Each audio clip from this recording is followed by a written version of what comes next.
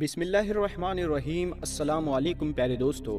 آج کی اس ویڈیو میں ہم بات کرنے والے ہیں کہ جب میت کو قبر کے اندر دفنا کر لوگ چلے جاتے ہیں تو قبر کے ابتدائی 24 گھنٹوں کے اندر میت کے ساتھ کیا ہوتا ہے، اور جب میت کے وارث میت کو دفنا کر واپس جاتے ہیں تو ایک فرشتہ مٹی کی ایک مٹھی بھر کر ان پر پھینکتا ہے تو ان سے کیا کہتا ہے، اور قبر کی پہلی رات کیسی ہوتی ہے۔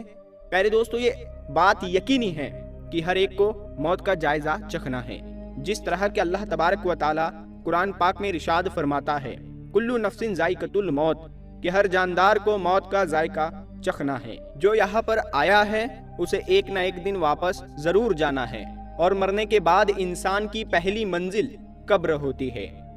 ایک حدیث شریف کا مفہوم ہے کہ حضور اکرم صلی اللہ تعالی علیہ وسلم نے ارشاد فرمایا قبر انسان کی پہلی منزلوں میں سے ایک منزل ہے، اگر انسان اس میں کامیاب ہو جائے تو آگے کی منزلیں آسان ہو جاتی ہے، اور اگر اس منزل میں پھنس جائے تو آگے کی منزلیں بھی خراب ہو جاتی ہے۔ اور ایک حدیث شریف میں آتا ہے جس کا مفہوم کچھ اس طرح ہے کہ حضور نبی کریم صلی اللہ تعالی علیہ وسلم نے ارشاد فرمایا کہ اللہ تبارک و تعالی کی طرف سے قبروں پر ایک فرشتہ معین ہے، جب میت کو دفن کیا جاتا ہے تو وہ اس کے قبر کی مٹی برابر کرتا ہے، اور لوگ جب واپس جانے کے لیے مڑتے ہیں تو قبر سے ایک مٹھی مٹی لے کر لوگوں پر پھینکتا ہے اور کہتا ہے اپنی دنیا کی طرف واپس چلے جاؤ اور اپنے مرنے والے کو بھول جاؤ۔ پیارے دوستو، حضرت علی رضی اللہ تعالیٰ عنہ نے ارشاد فرمایا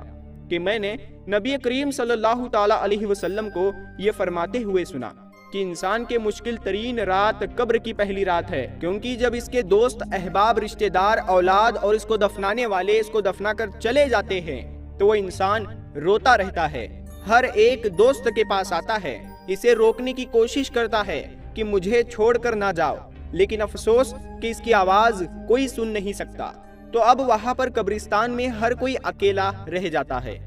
تب ہمارا سامنا ان فرشتوں سے ہوتا ہے جو ہمارے اعمال ہوتے ہیں، اب وہ کس شکل میں ہمارے پاس آتے ہیں، اچھے یا برے، اس بارے میں کوئی کچھ نہیں کہہ سکتا۔ تب وہ ہم سے اس دنیا میں گزاری ہوئی زندگی کے متعلق سوال کریں گے، جن سوالوں کے جواب ہماری زندگی میں موجود ہے جب تک ہم سانس لے رہے ہیں۔ اور ایک حدیث شریف میں آتا ہے جس کا مفہوم ہے کچھ اس طرح سے ہے کہ رسول اکرم صلی اللہ تعالی علیہ وسلم نے ارشاد فرمایا کہ تم قبرستان جایا کرو، کیونکہ قبرستان موت کو یاد دلاتا ہے، اس سے عبرت حاصل ہوتی ہے۔ میں نے اپنے رب سے اپنی والدہ کی قبر پر جانے کی اجازت مانگی تھی، مجھے اس کی اجازت مل گئی، لہٰذا تم بھی قبرستان جایا کرو، اس سے دنیا کچھ نہیں ہے اور یہ احساس ہوتا ہے اور آخرت کی یاد آتی ہے۔ حضرت سیدنا سعید بن مسیب رضی اللہ تعالیٰ عنہ ارشاد فرماتے ہیں کہ ایک مرتبہ ہم مولا کائنات شیر خدا حضرت علی رضی اللہ تعالیٰ عنہ کے ساتھ مدینہ منورہ کے قبرستان گئے۔ حضرت علی رضی اللہ تعالیٰ عنہ نے قبر والوں کو سلام کیا اور فرمایا اے قبر والو، تم اپنی خبر بتاؤ یا ہم تمہیں بتائیں۔ حضرت سعید بن مسیب رضی اللہ تعالیٰ عنہ فرماتے ہیں کہ ہم نے قبر سے وعلیکم السلام ورحمۃ اللہ وبرکاتہ کی آواز سنی، اور کوئی کہنے والا کہہ رہا تھا اے امیر المومنین، آپ ہی خبر دیجئے کہ ہمارے مرنے کے بعد دنیا میں کیا ہوا۔ حضرت علی رضی اللہ تعالیٰ عنہ نے ارشاد فرمایا سن لو، تمہارے مال تقسیم ہو گئے، تمہاری بیویوں نے دوسرا نکاح کر لیا، تمہاری اولاد یتیموں میں شامل ہو گئی، جس مکان کو تم نے بہت مضبوط بنایا تھا اس میں تمہارے دشمن آباد ہو گئے۔ پھر حضرت مولا علی رضی اللہ تعالیٰ عنہ نے ارشاد فرمایا اب تم اپنا حال سناؤ۔ یہ سن کر ایک قبر سے آواز آنے لگی اے امیر المومنین، ہمارے کفن پھٹ کر تار تار ہو گئے، ہمارے بال جھڑ کر منتشر ہو گئے، ہماری خالیں ٹکڑے ٹکڑے ہو گئے، ہماری آنکھیں بہہ کر رخساروں پر آ گئی، اور ہم نے جو نیک اعمال کیے تھے ان کو پایا، جو کچھ پیچھے چھوڑا اس میں ہمارا نقصان ہوا۔ پیارے دوستو، روایت میں آتا ہے کہ جب مردے کو قبر میں رکھا جاتا ہے تو اس کی نماز اس کی دائیں طرف آ کر کھڑی ہو جاتی ہے اور روزہ بائیں طرف کھڑا ہو جاتا ہے، قرآن مجید کی تلاوت اور اللہ تبارک و تعالیٰ کا ذکر سر کی طرف آ کر کھڑا ہو جاتا ہے، اور جماعت کے ساتھ پڑھنے کو جو قدم چلے تھے وہ پاؤں کی طرف کھڑے ہو جاتے ہیں۔ جب عذاب اس قبر میں اپنی گردن نکالتا ہے اور مردے تک پہنچنا چاہتا ہے، اگر عذاب دائیں طرف سے آتا ہے تو اس کو نماز کہتی ہے پرے ہٹ، خدا کی قسم یہ شخص دنیا میں بہت مشقت اور مصیبت اٹھاتا رہا، ابھی اسے ذرا آرام کرنے دو۔ پھر عذاب بائیں طرف سے اندر آنا چاہتا ہے تو روزہ اسی طرح سے اس کو ہٹا دیتا ہے، پھر وہ سر کی طرف سے آنا چاہتا ہے تو تلاوت قرآن مجید، ذکر الہی اس کو روک دیتے ہیں اور اس سے کہتے ہیں ادھر تیرا راستہ نہیں ہے۔ غرض یہ کہ وہ جس طرف سے بھی آنا چاہتا ہے اس کو راستہ نہیں ملتا، لہٰذا وہ عذاب عاجز اور کمزور ہو کر واپس چلا جاتا ہے۔ اور اس کے بعد صبر جو ایک کونے میں کھڑا ہوتا ہے وہ ان عبادتوں سے کہتا ہے کہ میں تو اس انتظار میں تھا کہ اگر کسی طرف کی عبادت میں کچھ کمزوری ہو تو میں اس کی طرف سے ہمدردی کروں گا، مگر الحمدللہ تم نے ہی مل کر اس کو دفع کر دیا، لہٰذا اب میں اعمال تولنے کے ترازو میں اس کے کام آؤں گا۔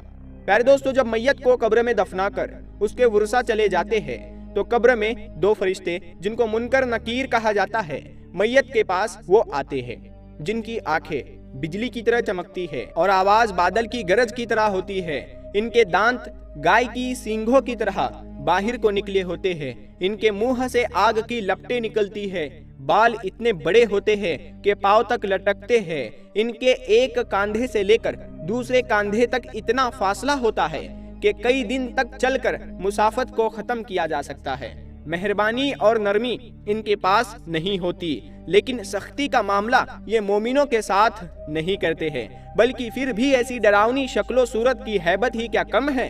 پیارے دوستو، ان دونوں کے ہاتھ ایک بہت بڑا لوہے کا ہتھوڑا ہوتا ہے کہ جس کو اگر تمام دنیا کے جنوں اور انس سب مل کر اٹھانا چاہے تو اٹھانا تو دور کی بات ہے، اس کو ہلا بھی نہیں سکتے۔ وہ آ کر مردے سے کہتے ہیں بیٹھ جا، تو مردہ ایک دم اٹھ کر بیٹھ جاتا ہے اور کفن اس کے سر کے نیچے سرک جاتا ہے۔ وہ سوال کرتے ہیں تیرا رب کون ہے، تیرا دین کیا ہے، تیرا نبی کون ہے؟ اگر مردہ نیک اور مسلمان ہوتا ہے تو وہ کہتا ہے میرا رب اللہ تبارک و تعالی ہے جو وحدہ لا شریک ہے، میرا دین اسلام ہے، میرے نبی حضرت محمد صلی اللہ تعالی علیہ وسلم ہیں۔ یہ سن کر وہ دونوں کہتے ہیں تو نے سچ کہا، تو اس کی قبر کی دیواروں کو سب طرف سے ہٹا دیا جاتا ہے، جس سے وہ چاروں طرف سے بہت وسیع ہو جاتی ہے۔ اس کے بعد فرشتے کہتے ہیں سر اٹھاؤ۔ مردہ جب اپنے سر کو اٹھاتا ہے تو اس کو ایک دروازہ نظر آتا ہے جس میں جنت نظر آتی ہے،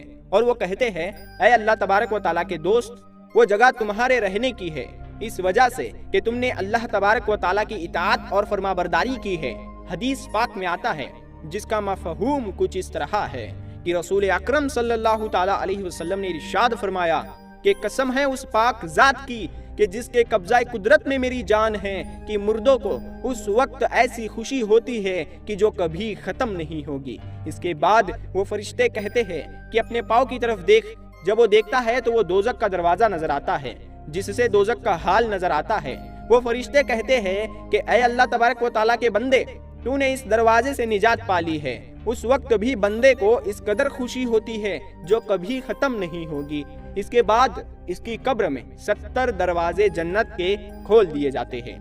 جن سے وہاں کی ٹھنڈی ہوا اور خوشبوئیں آتی رہتی ہے، اور قیامت تک وہ انہی بہاروں میں رہے گا۔ پیارے دوستو، کیسی خوش نصیب ہوگی وہ روح جس کے ساتھ اللہ تبارک و تعالی اپنی مہربانی اور رحم و کرم کا سلوک فرمائے گا۔ پیارے دوستو، دوسری طرف جب نافرمان، فاسق و فاجر، بدکار اور کافر شخص کو قبر میں رکھا جاتا ہے تو قبر اس پر تنگ ہو جاتی ہے کہ اس کی پسلیاں دوسری طرف کی پسلیوں میں گھس جاتی ہے۔ اس پر کالے سانپ مسلط کر دیے جاتے ہیں جو اس کی ناک اور پاؤں سے کاٹنا شروع کرتے ہیں، یہاں تک کہ درمیان میں دونوں طرف کے سانپ آ کر مل جاتے ہیں۔ پھر اس کے پاس دو فرشتے جن کا نام منکر اور نکیر ہوتا ہے قبر میں آتے ہیں۔ وہ آ کر پوچھتے ہیں تیرا رب کون ہے، تیرا دین کیا ہے، تیرا نبی کون ہے؟ وہ ان کے ہر سوال میں جواب دیتا ہے کہ میں کچھ نہیں جانتا، میں کچھ نہیں جانتا، مجھے نہیں معلوم۔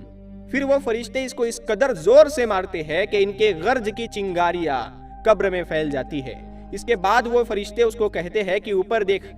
تو وہ مردہ اوپر کی طرف جنت کا دروازہ دیکھتا ہے۔ جنت کی باغوں کی بہار وہاں اس کو نظر آتی ہے۔ فرشتے اس نافرمان سے کہتے ہیں کہ اے اللہ تبارک و تعالیٰ کے دشمن اور نافرمان، اگر دنیا میں تو اللہ تبارک و تعالیٰ کی اطاعت اور فرما برداری کرتا تو یہ تیرا ٹھکانہ ہوتا۔ ایک حدیث میں آتا ہے جس کا مفہوم کچھ اس طرح سے ہے کہ رسول اکرم صلی اللہ تعالیٰ علیہ وسلم نے ارشاد فرمایا کہ قسم ہے اس پاک ذات کی جس کے قبضے میں میری جان ہے کہ اس کو اس وقت ایسی حسرت ہوتی ہے کہ اس جیسی حسرت پھر کبھی نہیں ہوگی۔ پھر دوزخ کا دروازہ کھولا جاتا ہے اور وہ فرشتے کہتے ہیں اے اللہ تبارک و تعالیٰ کے دشمن، یہ تیرا ٹھکانہ ہے اسی لیے کہ تو نے اللہ تبارک و تعالیٰ کی نافرمانی کی۔ پھر جہنم کے 70 دروازے اس کی قبر میں کھول دیے جاتے ہیں جن سے قیامت تک گرم ہوائیں اور دھواں وغیرہ اس کو آتا رہتا ہے۔ پیارے دوستو، قبر کا معاملہ بڑا سخت ہے۔ حضور اکرم صلی اللہ تعالیٰ علیہ وسلم نے ارشاد فرمایا کہ قبر تمام فتنوں سے بڑھ کر بڑا فتنہ ہے۔ ہمیں چاہیے کہ ہم اللہ تبارک و تعالیٰ کی نافرمانی سے بچے اور نیک اعمال کرے اور قبرستان میں جایا کرے تاکہ ہمیں بھی اپنی موت کی یاد آئے اور موت کو یاد کر کے ہم دنیا کو بھول جائے اور آخرت کی تیاری کرے۔ آخر میں اللہ تبارک و تعالیٰ سے دعا ہے کہ اللہ تبارک و تعالیٰ ہمیں نیک اعمال کرنے اور گناہوں سے بچنے کی توفیق عطا فرمائے اور ہمیں اپنی قبر اور اپنی آخرت کی تیاری کرنے کی توفیق عطا فرمائے۔ پیارے دوستو، یہ ویڈیو آپ کو کیسی لگی آپ ہمیں کمنٹ باکس میں ضرور بتائیے گا۔ اگر ویڈیو آپ کو پسند آئی ہے تو آپ اس ویڈیو کو زیادہ سے زیادہ ضرور شیئر کریں۔ ہم ملتے ہیں اگلی ویڈیو میں، تب تک کے لیے السلام علیکم۔ اللہ